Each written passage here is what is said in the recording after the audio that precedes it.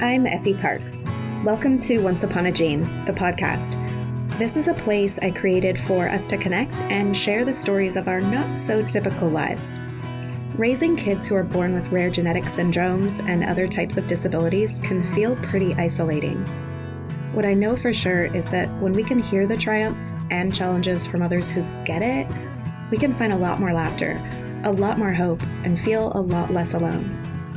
I believe there are some magical healing powers that can happen for all of us through sharing our stories, and I'll take all the help I can get. Once Upon a Gene is proud to be part of Bloodstream Media. Living in a family affected by rare and chronic illness can be isolating, and sometimes the best medicine is connecting to the voices of people who share your experience. This is why Bloodstream Media produces podcasts, blogs, and other forms of content for patients, families, and clinicians impacted by rare and chronic diseases. Visit bloodstreammedia.com to learn more. Today's episode is brought to you by Dante Labs, the global leader in genomics solutions for rare diseases. With their rare disease health package, they offer comprehensive whole genome sequencing for rare disease patients. To learn more about Dante Labs and how they're revolutionizing healthcare, visit us.dantelabs.com. Hello, my cherished listeners. Welcome back to Once Upon a Gene. I'm your host, Effie Parks, and if you're new here, oh my gosh, I'm so glad you found this show. This episode especially is going to be super handy for you right about now. Picture this. You're strolling through the supermarket aisles. Somehow you made it there. Oh, the stars aligned. And you're lost in thought. Probably some stressful ones. Or maybe you're just enjoying this glorious moment of solitude when suddenly you bump into a friend and their eyes are filled with concern and their looming question, how have you been? How's your family? And all of a sudden your heart races and your skin gets red and blotchy and hot and 1,000 answers flood your mind. What do? Do you give the quick, rehearsed supermarket answer? Or do you let them in on the unfiltered truth? Today I'm talking to one of my very favorite rare moms and friends, and she has come up with some really, really approachable strategies for this exact instance, being out in public or even deciding whether or not to answer that phone call that day. So you're going to learn a lot, and you're also just going to find some serious relatability in these moments that we all have throughout our days. So there's also going to be some links in the show notes to some past episodes her and her beautiful son Noah have been on. Definitely recommend checking them out. Those are episodes 114, 109, and 100. And today we're also going to touch a little bit on her role over at the Courageous Parents Network, whom I love and adore and is such a great resource for medically complex families. So do make sure and check out their website after this if you haven't been connected to them yet. Anyways, please enjoy my conversation with Jennifer Seidman. Well. Jennifer Seidman, welcome to the podcast. Thanks for having me, Effie. It's always good to be here. Yes, I'm so excited to talk to you. Before we begin, Jen, can you briefly share a little bit about your journey with your son's rare disease, Sanfilippo, and kind of how it led you to show up at Courageous Parents Network? Sure, Effie. So my son Benjamin, who's my middle child, was diagnosed in 1996 with Sanfilippo syndrome, which is a progressively debilitating lysosomal storage disorder. He was only 15 months old at the time, so, he looked and acted much like a regular kid. But over time, developmentally, he kind of peaked around the age of 6, and then over time began losing skills. That's how his disease goes. And unfortunately for us, in 2019, Benjamin passed away from actually pneumonia, which is very common in kids with Sanfilippo syndrome. I spent a lot of time working in rare disease because my family worked to fund research into Sanfilippo syndrome. And then shortly after Ben was diagnosed, I was interviewed by the founder of Courageous Parents Network, Blythe Lord, about my experience with palliative care and how it had really changed the trajectory of Ben's life, particularly in the last 5 years of his life, and really supported my family. And after that, I was hooked on how much families needed support about the psychosocial and emotional components of traveling with a child with an exceptionality and a life-limiting illness or serious medical illness, and then started my work at Courageous Parents Network, where now I am officially the Director of Community Engagement, which means I get the great opportunity to interface with people like you and other families and patient organizations. And I do a little bit of work with biotech companies and clinicians as well. Awesome. If you don't know who Courageous Parents Network is, CPN, after the show, there is a link in the notes. Go and follow them immediately. Every Rare Family. It's the number one resource other than Once Upon a Gene that I give to new families for sure. So check it out. They have amazing content. And obviously Blythe and Jen and the whole team is just, they're so fabulous. And I learn from them constantly, especially Jen, which is why I'm asking her here today, because she always just has so much wisdom and, she's so much further along in the journey than myself, for sure. But she came up with this concept that she dubbed the grocery store answer. And I know a lot of us talk online about people questioning us, like, how are we? How are our kids? How's our life? All those things. And it's just really not that simple. Hey, listeners, I want to take a moment to talk about Dante Labs and their groundbreaking rare disease health package. If you or someone you know is facing the challenges of a rare disease, this is a game changer. With their advanced whole genome sequencing, Dante Labs provides a comprehensive view of your genetic makeup, helping to pinpoint the cause of a rare disease and offering potential treatment options. Dante Labs understands the time is of the essence for rare disease patients. That's why their results are available within weeks, not months. Plus, their pre- and post-specialist consultations offer invaluable support throughout your diagnostic journey. So, if you're seeking answers and support for rare disease, turn to the experts at Dante Labs. Visit us.dantelabs.com to explore the rare disease health package and take charge of your health today. Jen, for those unfamiliar, you can probably explain it a little better than me. What do you mean by the grocery store answer, and how did this term come about? So, Effie, this is funny. This is where you know that I live on the East Coast and you live on the West Coast, because I call it the supermarket answer, because that's what we call it here. But grocery store or supermarket, it doesn't really matter. Those questions are often just the simplest ones. And sometimes they're a comment. They could be a question like, how are you? Or how's your child? They could be a question like, want to get some dinner? That can be really complicated when your life is complicated. How can I help? That sounds like a solicitation that you might want. But again, the answer can be really hard. How do you say so strong? Or the comment might be, you're so strong, or I don't know how you manage. It could be something like as rude as something like, God only gives you what you handle, or it's good you have other kids, because how do you respond to those two kind of comments as well? So I would get this barrage of things from people, and I would have to think to myself each time, how am I going to answer? And each time felt so complicated. And so what I decided was I needed to come up with a strategy to answer those questions. And I created what I said was the supermarket answer. And oftentimes when I was deciding to give the supermarket answer, which is what I would say is that answer where you say, when somebody says, oh, how's Ben? And I would say, oh, he's fine. That's the supermarket answer, right? That's the one you give in passing when you're running down the aisle and you're trying to get your mac and cheese so you can get home and make it for your kids and get them off to whatever they have to do. And you just want to give the easy answer. And that answer often feels really hollow for us because we know there's so much more going on. But I would stand when people would ask me that and say, okay, is this person across from me looking for the supermarket answer, or are they looking for something deeper? And when you make that evaluation, it makes you think about a lot of things. It makes you think, am I emotionally up for answering with the real truth? Maybe I'm not today. Maybe I just need to give them that quick answer that doesn't explore any of my emotions.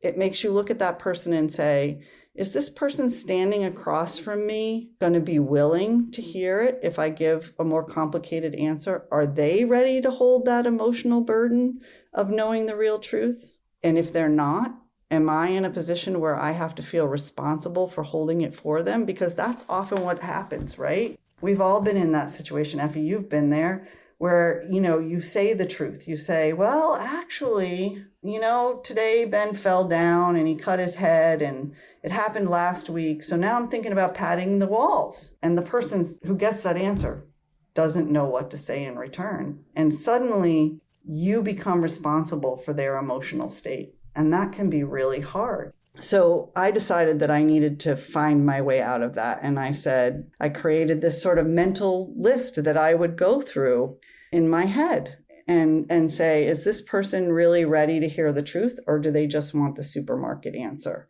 And I think finding your truths as a parent of a medically complicated kid can be very hard and challenging. Yeah, man, when we give that easy answer to over and over, like, oh, he's great, he's so happy, he's really loving school, do they stop showing up because they think you're fine? Or if you do what you said and you just are honest for whatever reason that day and you see a deer in the headlights and you shock them and you're holding their heavy emotions, but then you realize what you've done and you have to laugh it off and gaslight yourself and do some gallows humor or whatever you do. And once again, you have to kind of swallow it and move on. And since you scared them, does that make them stop showing up? Yeah, I think it's true because we really are living a life that others find hard to connect with, right? And so it can make you feel the pressure to give the correct response, which is the one that says, it's fine, he's doing great, we're all good. And that can make us feel really, really disconnected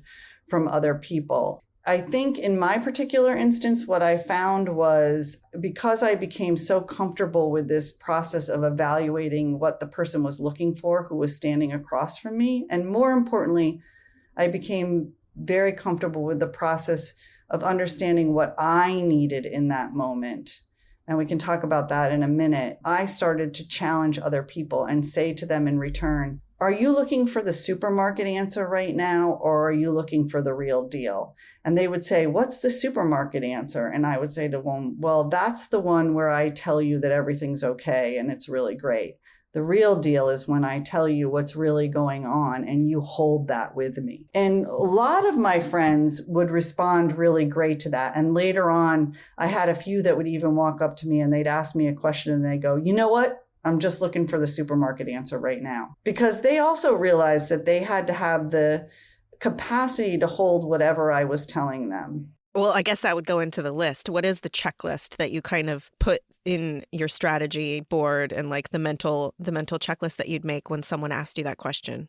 Yeah, so I always did that quick evaluation. What am I up for emotionally, right? What do I think the other person is up for emotionally? And if I didn't feel like they were going to be ready to hear it and I didn't want the burden of their emotional response, I was given the supermarket answer. I also go through a mental checklist where I have to convince myself that it's okay to only partially answer, because the fact of the matter is that this is your story to tell. And how you want to tell it is up to you. And it can evolve and change from one day to the next. You may decide today that you want to go to a brand new hairdresser and tell her that one of your children has passed away. And it may be that today I just want to go to the hairdresser and I want to sit there. And when she says to me, how many children do you have? I just want to say 2. I don't want to say 3. And then when she starts asking me those deeper questions, I have to explain that Benjamin passed away. So it's okay to understand internally that it's your truth to tell, and you get to be in charge of how and when you tell it. When Ben was alive, I also would think to myself, do I need to share a trial or a triumph right now? And if I knew that it would reward me to share a triumph, that often came across as the supermarket answer. So it may just be that I would say something like, yeah, Ben was able to go to therapeutic horseback riding today, because I had felt really good about that triumph. And I knew that it built me up internally and answered the question in a way that the person across from me could cope with.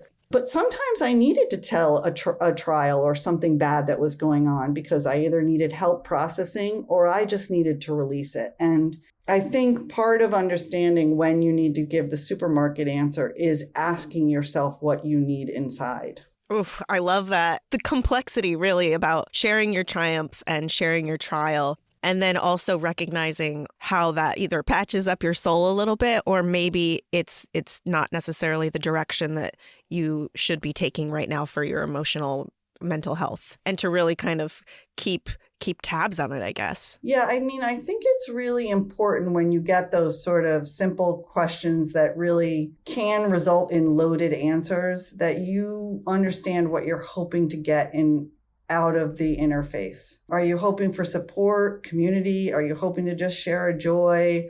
Are you hoping to just have the ability to tell the truth and have somebody listen? And if you understand those more deeply, I think when you get approached by one of those questions, they become a little less thorny to answer because you walk away not feeling like the bad guy. I think that's part of what happens with these questions, right? When somebody says to you something as simple as, how is your child? And you know it's been a complicated day. In the end, regardless of the answer you give that person, you're really the one walking away with all the baggage that interface carries with it.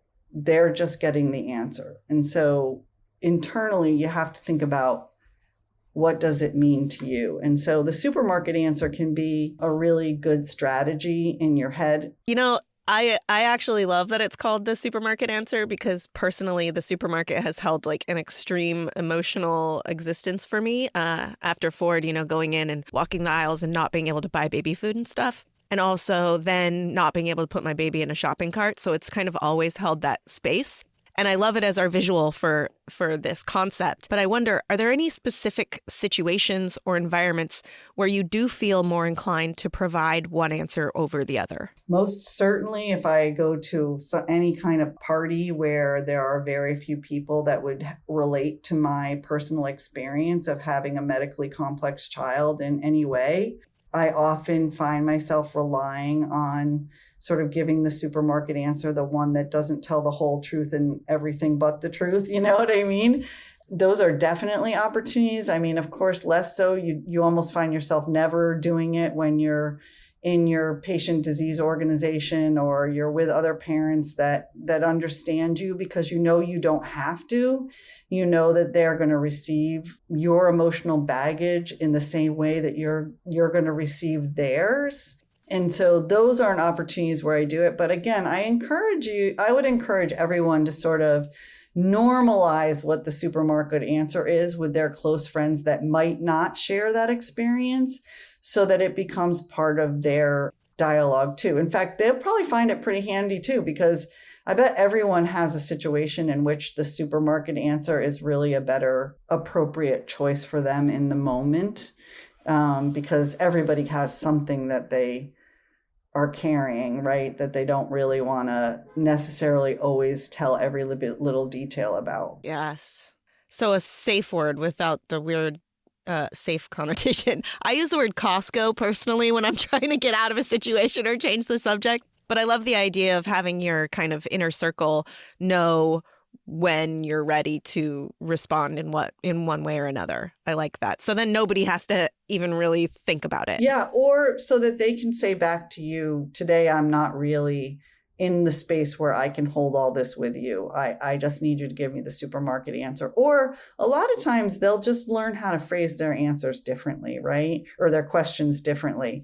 They'll ask you in a way that solicits the response that they know they're capable of handling in the moment, instead of just throwing a platitude question at you like, how are you today? They'll ask in a deeper way, like, what happened with Ford today that made you happy?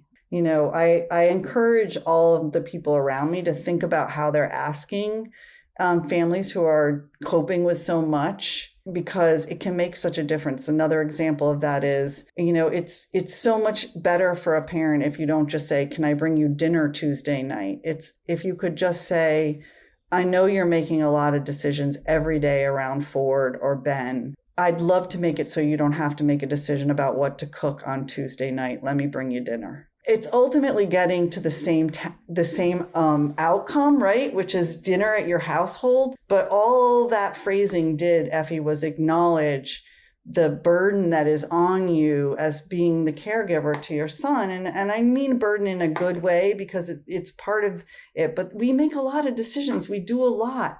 And if the person acknowledges that before they make the offer, or before they put it back on you, like, can I bring you dinner Tuesday night? That puts the answer back on to you. You have to come up with the solution in a way. You have to say yes or no. You have to accept the help or not accept the help. So there's a way to offer those questions, and we have to teach other people to offer them that way. Yeah, love that. It's like an open-ended declarative statement in a way for families like ours. Yeah. Do you have any like top 3 signs or triggers that you came to recognize, or that you'd like families listening to think about recognizing when they're gauging their own mental and emotional bandwidth on any given day? I want to say I can't think of anything that's coming right to my mind. What would trigger me to say, today I'm only in the mood for giving the supermarket answer? I think it would be, a whole host of things. Like, for example, Effie, you just had to go to the ER with Ezzy, right, to get stitches. That's a day where if you had to go to and interface with somebody, you were probably just going to say, oh, you know what, I'm going to give the he's fine answer, or it's all good answer, because it's too hard to explain all of those things. What advice would you give to the parents who are struggling with how and when to share their story? I think the mantra that you need to set in your brain is that it's your story to tell, however you want to tell it, and that it will evolve over time as either your own situation progresses, or that of your child progresses, or life circumstances change. And owning it and knowing that you can tell big truths or little truths depending on the day can be very empowering, and making answering those uncomfortable questions more comfortable. It can help you conquer the silences or address even looks that people might be giving you if your child looks different. Ultimately, all of this and answering is rooted in your own personal identity. So a lot of this is about figuring out, again, how comfortable are you? What is it that you're wanting to expose about yourself? Are you willing to be vulnerable today? Understanding your own capacity to hold your own vulnerability will help you embrace your story and know when it's the right moment to sort of let those big things out, and when it's the right moment to hold them close in your heart. And also, I think it's important to remember that if you choose to hold them close in your heart and not tell every truth, that it doesn't mean that you're not honoring that person. This is particularly true for bereaved parents, right? On the day when somebody says, how many children do you have? And you're just not up for the whole conversation about explaining the complicated fact that you've had a child pass away. It's okay to hold that truth inside of you if that's what you need. It doesn't mean you didn't love your child, or you're not honoring them in the right way. It means at that very moment, you're protecting that inner core of your story. And that's what you needed to do. Yes. Oh my gosh. Okay, so how does the Courageous Parents Network support families in navigating these types of interactions and just generally managing their emotional bandwidth? Yeah, so there are so many resources available on Courageous Parents Network, and all of them come through the voices of other parents. And this is really important. So you can go on our website and explore topics like maintaining your marriage, or tending your siblings, or answering complicated questions like we were talking about today, or making a major medical decision, or working with your medical team. And you can listen to the voices of other parents, and we have clinicians as well, talking about those experiences so that you can learn from them. And I like to say it's a great opportunity to put on a variety of hats. So you can go on and listen to how one couple or caregiver approached considering a feeding tube for their child, and then listen to how a different caregiver approached it, and then a different one. And as you're listening, you're learning and you're figuring out which hat sort of fits my head better, which one meets my family's goals of care,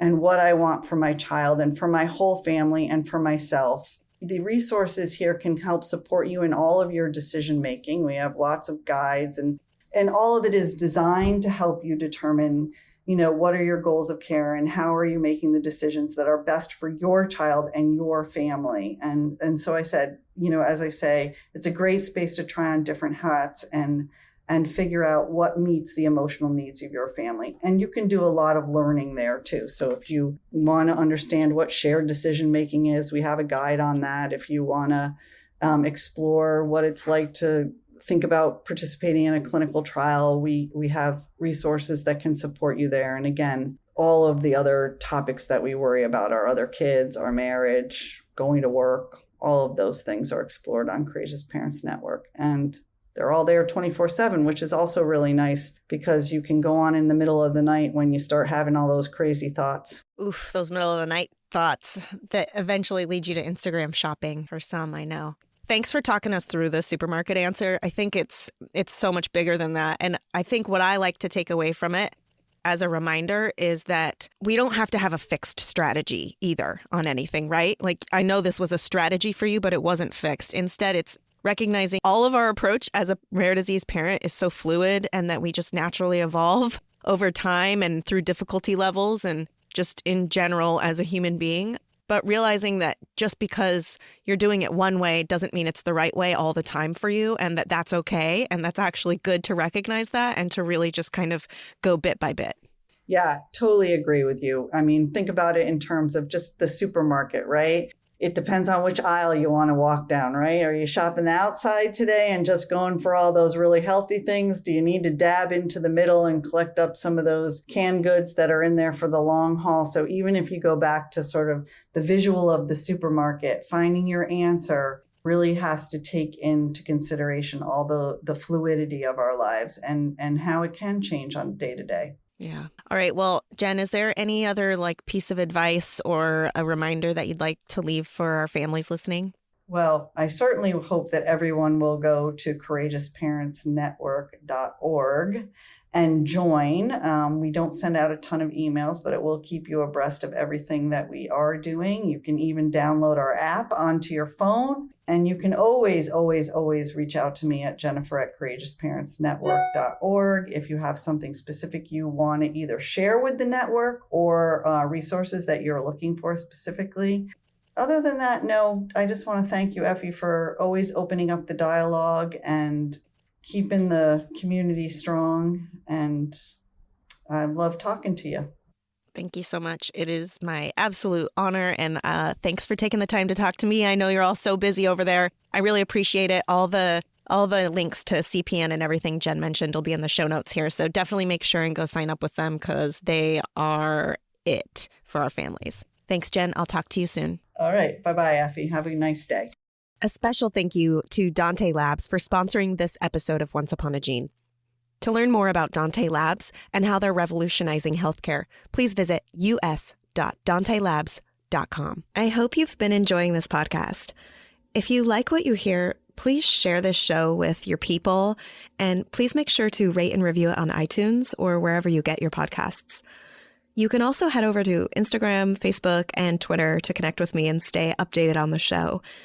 If you're interested in sharing your story, or if you have anything you would like to contribute, please submit it to my website at effieparks.com. Thank you so much for listening to the show and for supporting me along the way. I appreciate y'all so much. I don't know what kind of day you're having, but if you need a little pick-me-up, Ford's got you.